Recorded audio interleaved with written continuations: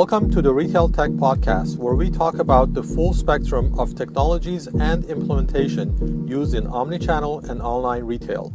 Make sure to subscribe to our newsletter at retailtechpodcast.com, and we always look forward to your feedback.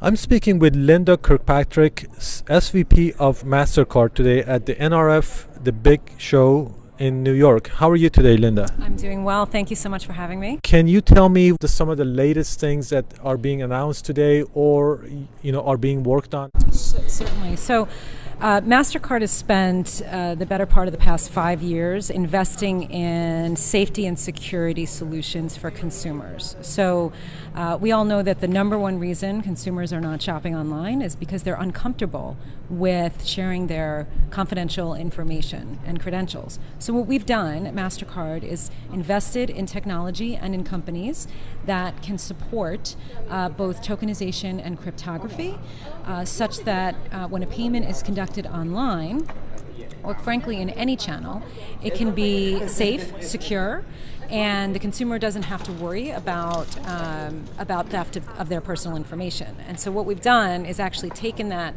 technology and we've embedded it in our own digital wallet, which is called Masterpass. And we think about Masterpass as what we call an omni wallet. And the reason it's an omni wallet is because you can use it in multiple form factors. You can use it in a phone, you can use it in-app, you can use it in the browser, you can use it in the store. And it is a way to not only create a more seamless, frictionless experience at the point of sale, so the consumer doesn't have to enter in their information after the first time, but it also creates that safety and security assurance so that the consumer knows they won't be compromised. And from our perspective, there are many digital wallets on the marketplace, so we certainly encourage competition, and we believe retailers should leverage every technology that's out there because no one really knows what's going to win in the end. But from our perspective, Masterpass is not just a checkout button. It's actually the foundation from which other technology can be built. So if you're an airline and you're thinking about embedding artificial intelligence inside your reservation app, Masterpass can become the foundation for that. If you're a quick service restaurant and you want to embed pay at table functionality, Masterpass can be the engine for that. Can I dig in a little bit more on that? How does it actually do that? So from a technological perspective, Masterpass is really a commerce platform. It's not just a wallet, not just a button to check out. It's a commerce platform. And so when you're thinking about and it's all API based. So when you're thinking about developers that are looking to add, whether it's loyalty, marketing, different types of add-on features, when you install Masterpass, it becomes the technological platform, the foundation, the basis for plugging and playing other elements of, like I said, loyalty and marketing and other functionality like pay at table. Does Mastercard actually have like an app store? We have something called a developer zone, which is all of our APIs. We have over 20 APIs that are focused on safety and security as well as data. And developers through SDKs can go in and they can access our code and they can use it to build their own technology. Can retailers, for example, or somebody that's building a retail software go to the developer zone and see what apps or what services are available from third parties? From Mastercard. So Mastercard's proprietary applications can all be found through the developer zone. So when a third-party developer actually builds something using the APIs, it is still being delivered through Mastercard, not through that third-party company. That's right. Okay, so that's probably one difference with the other like app stores. But I think probably in this case it makes more sense because security is so important. So Mastercard is really almost like providing, like when Apple checks every single app that goes in, Mastercard is doing the same thing. That's right. And, interestingly, as I mentioned, there are so many wallets on the marketplace. And again, we encourage retailers to leverage them all based on their needs. But when you look at something like an Apple Pay or Samsung Pay or the Android wallet, they're all powered by Mastercard's tokenization technology. So those wallets are actually containers for our products. Right. And our tokenization technology is embedded within all of them. So we're actually partners with all of these entities in the marketplace. Ultimately, there aren't a lot of different options when you want to process credit cards. That's right. So you have like 4 or 5 different, I guess, major options. So, and so one of the things that I've noticed is that as consumers, we're okay with having 6, 7 different credit cards in our wallets. Right. But we're not okay with having so many different wallets, digital wallets, even though it's actually physically it's easier. So what's behind that? It's like a psychological thing. Yeah, and we've actually recognized that at Mastercard as well. You're right. The average number of cards that a consumer has is 4.5 cards. But most consumers, what they tend to do is they download their banking app, and they use that banking app to make payments, to conduct commerce. And so recognizing that, what we did is our wallet, the way it works, is it's a bank premised wallet. So the banks, and we call it digital by default. When you're a banking customer, let's say of Citibank, and you have an account with them, they will automatically enroll you into their wallet, and their wallet is powered by Masterpass. And so what we know about consumers is they trust their bank. And you're right, the real estate on their phone is precious. So if they've only got to download, if they only feel comfortable with a half dozen apps in total, one of them is going to be their bank. Right. And so that's why we've taken the approach to partner with the banks on the wallet, okay, rather than going consumer by consumer and hoping that they're going to download our app.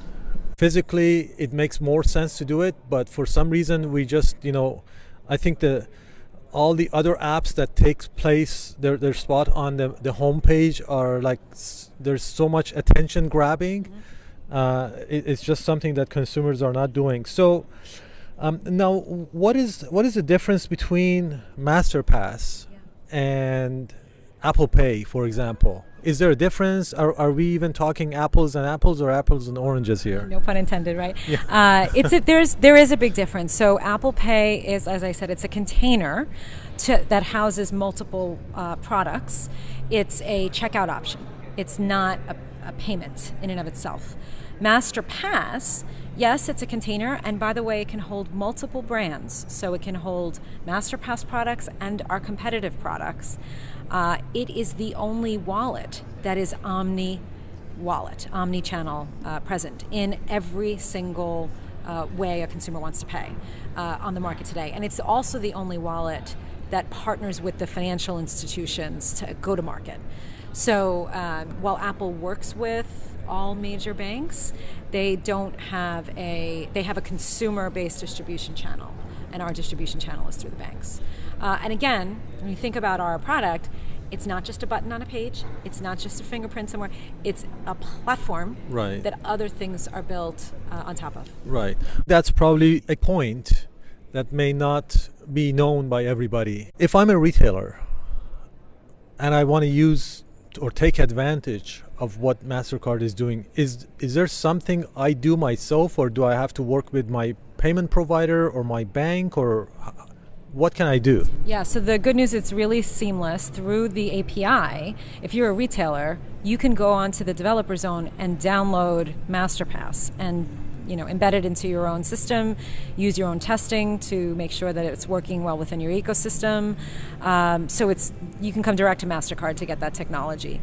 Another option is going through your acquiring processor, who can, if you're a medium or small merchant that doesn't have the sophistication of developers working for you or an in-house technology function, you can go through your acquirer processor. Or payments integrator. So there's multiple ways to get access to the technology. It depends on who you are and how you work with the market. So I can actually integrate Masterpass directly in my app and not even deal with a third-party payment processor? Correct. And I can run any kind of credit card transactions, not just Mastercard, right? We're brand agnostic. So you can download an American Express or a Visa, although we hope you don't. Just kidding.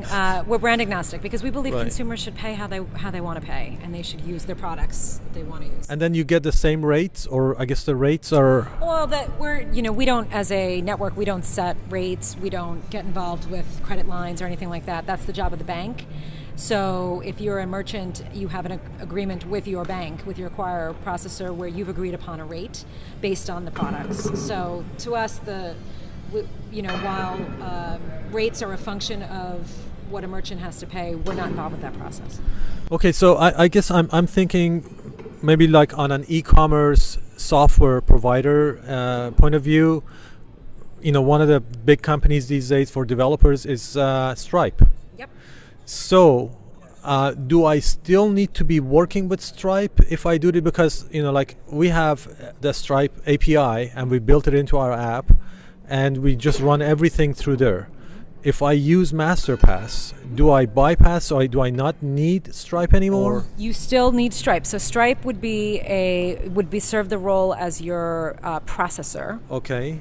And Stripe is connected to banks as well. So you would still leverage Stripe and all of the protections that go along with using Stripe. Right. Masterpass would sit on top of that checkout environment. Okay. Mm-hmm. So you'd need both. Providing other functionality. Being Mastercard and a global organization, I wanted to just find out what your thoughts are as far as how are things happening globally, both on e-commerce aspect and also in retail. Yes. Where are the hot spots? What are the countries that are pushing the envelope and leading as far as innovation? Sure. So you mentioned e-commerce, and so when we look at e-commerce globally, it only represents right now about 11% of total retail sales. So in 89% of the cases, consumers still want to go into a store and experience and touch and feel the product. So while e-commerce is growing at close to 20%, especially during the holiday season, so it's a huge opportunity, it's still not yet at the inflection point where or a tipping point where we're going to see everything driven to a digital environment. Right. So when you think about stores that are opting, or brands that are opting to close stores, that may be the right thing for them because they're overstored compared to the consumer population. But the reality is they need to think really strategically about which stores that remain open and which they're going to close, because again, consumers want to go into a store. They want to maybe marry that experience with something experiential. What we're seeing in our data is travel, airline, hotel, dining. Those are the categories that are getting the most attention. That's where the spend is really high, and we're seeing it month over month, and it's very, very consistent. So if you're a retailer, no matter where you are, and if you can integrate somehow a partnership with a travel company or bring a dining opportunity into your store, that's going to create the stickiness that you need to bring the consumers into the store and to keep them there, and to not just order online. That's interesting. So you're saying, for example, Macy's could team up with United. Absolutely. Provide additional services and actually become more sticky and more loyal customers. Really. Yeah. The power of the data especially that we have is to really demonstrate to retailers where their customers like to shop when they're not shopping with them. So if you're a clothing retailer and that when you go into a clothing retailer, you're buying shoes a lot or you're buying suits a lot, they don't know where you're shopping when you're not buying suits. They don't know how you like to spend your free time. They don't know how you like to purchase in other categories. So if you take the retailer's data and you overlay that with Mastercard data, you can figure out where those partnership opportunities really will do well. So if I know that you're actually spending the rest of your money on a monthly basis with Marriott, well then, as a retailer, I'll create that connection to Marriott. Right. So there's insights. And I can learn that through the platform Masterpass? So not so. So Masterpass does allow the merchant to take in that data and to understand that data. But what I'm talking about would be a broader data partnership with Mastercard. Okay. Where you can come in and really avail yourself of everything that we have on the data side. Okay. That will give you those insights about outside store. Okay. And also outside US. That's very interesting, because having access to what your customers are doing when you're not shopping from you, that's like a gold mine. It is, and of course retailers. We do it in a very data privacy friendly way. Right. We anonymize it, we scrub it, we cleanse it, Right. And we turn it into insights. But it is something that a retailer valuable, can't very afford valuable. not to Right. pay attention to. Right. Okay, so as far as like other countries, you were mentioning that when people shop online, it's a lot more convenient to do it in the US than it is in other countries because of all the Logistics and details. shipping. Right, Yes. right. But as far as like in-store technologies, do you feel that the US is pretty much setting the pace right now with how, I mean, we're talking about even like Amazon Go as the edge now, right? Yeah. I think there are a lot of technologies that are tested in the US, and then if they work, they're exported to other countries. However, I don't think the US is the only, I think there are many other countries that are doing a tremendous job and actually have a better sense of how consumers, they're more willing to test new digital ways to shop and to pay. So, for example, Pizza Hut, outside the U.S., in Asia, is testing Pepper the Robot, which uses Watson technology to allow consumers to order their meal. So that's not something you'll see here in the U.S. It's actually happening outside the U.S. And Mastercard is working with both IBM and Pizza Hut to bring that technology to the ordering process, which is really cool.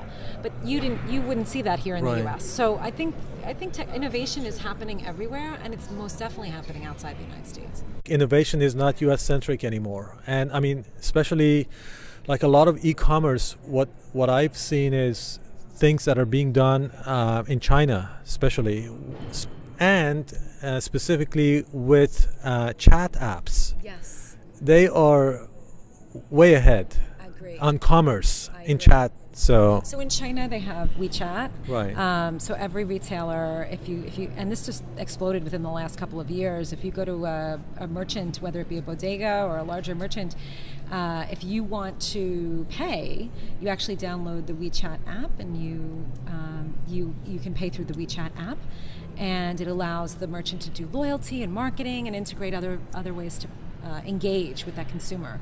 So certainly China is a great example of a country that's leading the way in technology. I think that the chat apps here are focused more on the social aspect, but in China they pick that up and then they jump right into commerce. Yeah, I think here artificial intelligence plays a big role. So obviously we see the Alexa technology working its way into various devices, but even some of the things that we're doing with Masterpass. If you're an airline and you want to embed AI into a reservation app, so that you can ask the app, tell the app where you want to go, what time you want to be there, and which seat you want on the plane, it'll bring options up for you. And then, of course, you can use Masterpass to check out. So, again, going back to the Masterpass, if you want to embed chat apps or artificial intelligence to make your technology better, Masterpass is another great way to do that. If you were looking at 5 years from now, what do you think, or 5 or 10 years, what would be a retail store like? Is it some place where we go and there are no human beings and we just talk to some robots and we pick our stuff up, or it gets delivered to our homes? Or do you think the human role is actually going to preserve? The latter. I do believe that, especially in 5 years from now, humans still need human interaction on some level. In fact, the earliest forms of digital engagement came in the automated response systems of, retailers and technology companies that you would phone in and try and navigate your problem, right, through automated response. And that gets pretty frustrating pretty quickly. And that's why large companies have had to set up customer service centers because people want to talk to an actual person. Right. So I always think I believe that will remain, especially 5 years from now. I go back to what I said earlier. The challenge will be to create an experiential environment within the store that gets people to want to come back and gives them a reason to get out of their home, because it is so easy and frictionless to do it from your couch. So if, from a retailer perspective, the more they can connect the physical and the digital, create an experience in the store, and give people a reason to come back, I think the better off they'll be. And it depends on the products too, like furniture, automotive. I mean, not every product really can be automated in the same level. That's right. And then in the retail store, what I've seen is a lot, like the checkout is probably the first thing that's going to be totally automated. So, as a retailer, you're not going to invest a lot of money on hiring people to just run the orders. Right. It's not good for the retailers and employees. So the employees are going to be more trained in the products that you sell, and they're going to be actually as assistants and advisors. Mm-hmm.